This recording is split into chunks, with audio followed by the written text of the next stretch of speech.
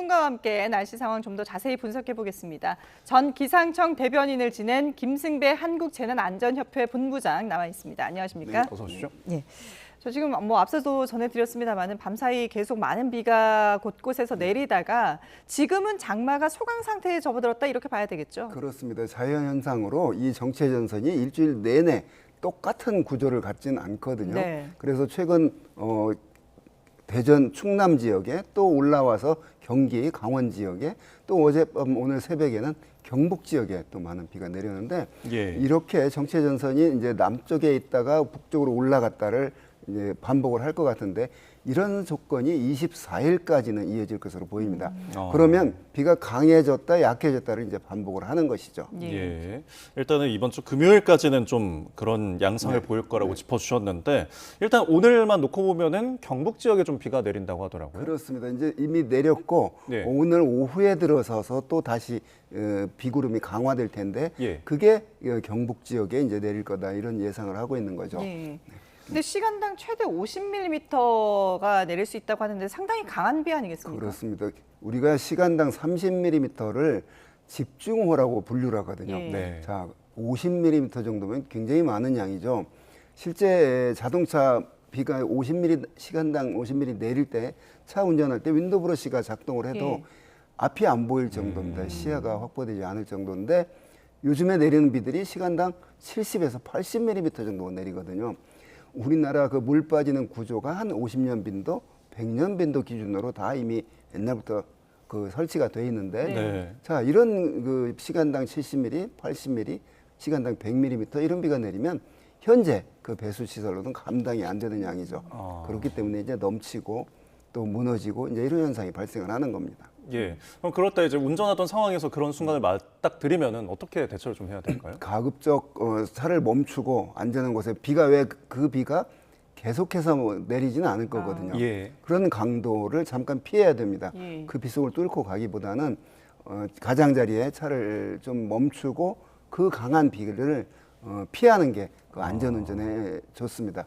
또 당연히 주행을 할 때는 그렇게 많은 비가 오기 때문에 도로와 차 바퀴 사이에 수막 현상이 발생을 하거든요. 네. 그래서 감속 운전을 해야죠.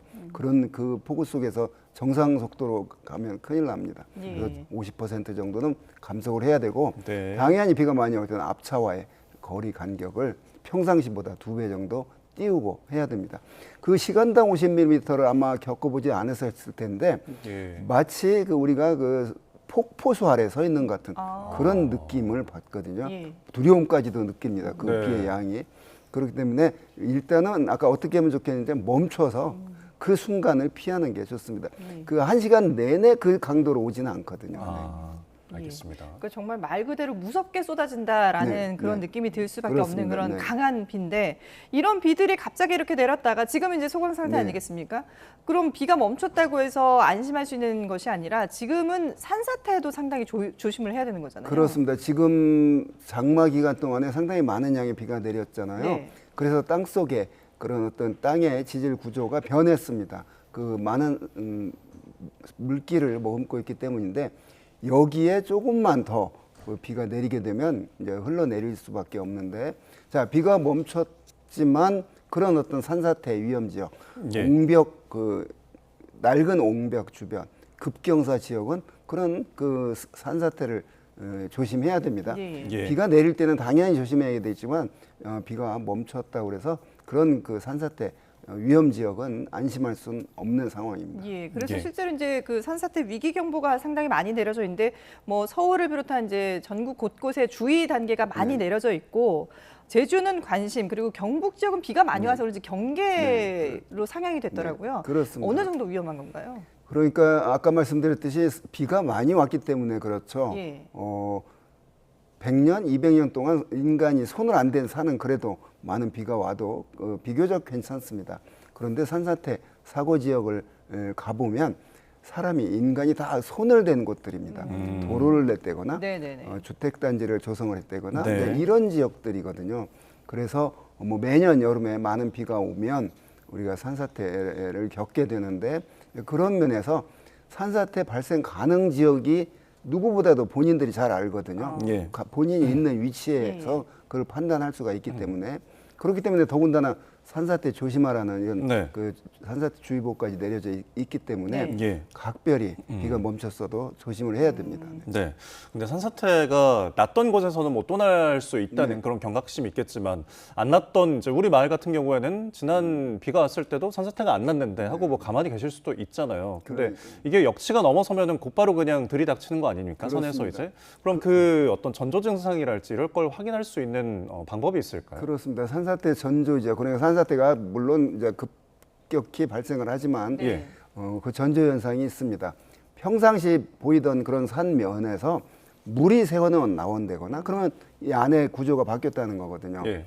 뭐 소리가 들린다거나 그러면 더 이제 더 그게 산이 움직이고 있다는 산 내부가 세워진 전봇대가 이렇게 기울었다거나 나무가 기울었다거나 물이 이렇게 그 나온 데가 새어 나온 데거나 네. 이런 거는 이미 그런 산사태가 시작이 된 것이죠. 예. 예, 그렇기 때문에 낮에는 그런 게 가능한데 밤에 또 위험하잖아요. 그렇죠. 그래서 밤에는 그 인근 지역에서는 각별히 신경을 써야 되고 야간 같은 경우는 이제 휴대폰 같은 걸 충분히 충전을 한 상태에서 그런 어떤 그 산사태 같은 대비를 해야 됩니다. 예. 지금 화면에 보여드리는 것처럼 이렇게 많은 토사가 도로로 쏟아지는 아무리 구조물을 뭐 장치를 해놨다 하더라도 무게가 엄청나기 때문에 이런 경우들을 맞닥뜨렸을 때 상당히 좀 당황할 수밖에 없는데 어떻게 대처를 좀 그렇습니다. 해야 될까요? 아까는 이제 산사태 주변에 있는 지역 사람들에 대한 말을 했는데 네네. 산사태 발생 가능 지역을 운전하는 분들도 각별히 그렇죠. 조심해야 네. 됩니다. 네. 그래서 도로 커브래거나 뭐 그런 어떤 지역들에서는 가급적 운전을 그쪽으로 피해야 됩니다. 그 현장에서 당연히 멀어지는 게 이제 상책인데 예. 그걸 이제 나는 괜찮겠지. 지금 괜찮겠지. 이런 방심이 네네. 그 산사태 위험 지역에 머물러 있는 사람이나 그 지역 산사태 발생 위험이 있는 지역을 운전하는 분들이나 나는 괜찮겠지 하는 방심은 절대 금물입니다. 예. 네. 일단은 지금 산사태 위기경보 경계 지역에 내려진 곳이 이제 경북 지역인데 대피를 해야 되잖아요. 그러면 주민들께서 대피를 해야 될 때 좀 어떤 조치를 하고 집을 나서야 될까요? 그 우리가 항상 말할 때 잠긴다거나 또 그런 산사태 위험 지역에서 대피를 한다거나 근데 2차적인 이제 피해를 예방을 해야죠. 예. 우선 전원을 내리고 만약 산사태가 덮쳐서 집이 네네. 네. 누전 차단기 되면 내리고요. 그런 가스를 잠그고 예. 전기를 차단하고 그 지역을 벗어나야 됩니다. 네. 예, 상당히 이제 좀 주변을 많이 좀 돌아보고 살펴보고 그러고 이제 대피도 하셔야 되는 안전한 곳을 대피를 하셔야 되는데, 근데 이번 그 연휴 동안에 내린 비가 장마철 기간에 내릴 비의 양의 절반 이상에 해당한다. 그러니까 그만큼 정말 이번 연휴에 많은 비가 쏟아졌잖아요. 이유가 뭘까요? 그렇습니다. 우리나라 1년 연 총 강수량이 한 1,200에서 1,600mm 정도 됩니다. 네. 예. 평균 한 1,300이라고 하는데 그 장마 기간 중에 6월 말에서 한 7월 말까지 통상 한 300에서 650mm 정도의 비가 내려서 네. 1년 내릴 양의 한 30%가 이때 내리거든요. 네네. 만약 그래서 장마가 뭐 마른 장마가 된다거나 그러면 그해 가을 겨울에는 물 부족 사태로 고생을 하거든요. 예. 그런데 강수량이 이번 제주도에서는 6월 30일, 중부에서는 7월 1일 장마가 시작했는데 네. 예. 약 한 보름 정도 내린 양이 많은 곳에서는 한 500여 밀리미터 내렸습니다. 많은 곳에서는 네. 반대로 저 울산, 경주 이쪽은 한 30mm 정도밖에 내리지 않아서 극심한 차이를 보이고 있는데 네. 그런데 이번 그 17, 18, 19 이 연휴 기간 중에 한 200에서 300mm 정도 내린 지역이 있거든요. 네. 그러니까 장마 기간 중에 내릴 양이 2, 3mm 내렸습니다. 이게 근데 작년과 비교해 보면 작년에 산청에 3일 동안에 700mm 비가 내렸잖아요. 예. 올해는 그거보다는 좀 덜한데 역시 그 집중성을 보이고 있습니다. 예. 과거보다 원래 우리나라 여름철에 내리는 비의 특징이 이런 집중적으로 내리는 게 특징이었습니다.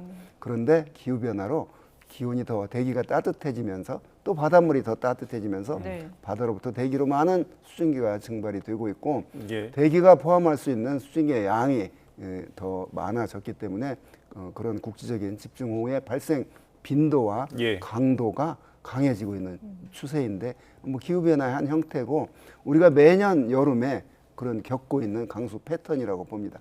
자, 이런 형태가 그러면 올해까지만 그럴 것이냐? 절대 네. 그렇지 않죠. 지구온난화로 인한 대기 기온의 상승은 꾸준히 높아지고 있기 때문에 예. 매년 이런 형태의 강수 패턴 또 이런 형태의 폭염, 더위 패턴은 우리가 늘 겪는 재난이라고 생각을 합니다. 예. 알겠습니다. 지금은 소강 상태에 접어들었지만 장마가 24일까지는 계속 오르락내리락 한다고 하니까 비 피해 또 계속 입지 않도록 주의를 좀 하셔야겠습니다. 네, 지금까지 김승배 한국재난안전협회 본부장과 함께했습니다. 잘 들었습니다. 고맙습니다.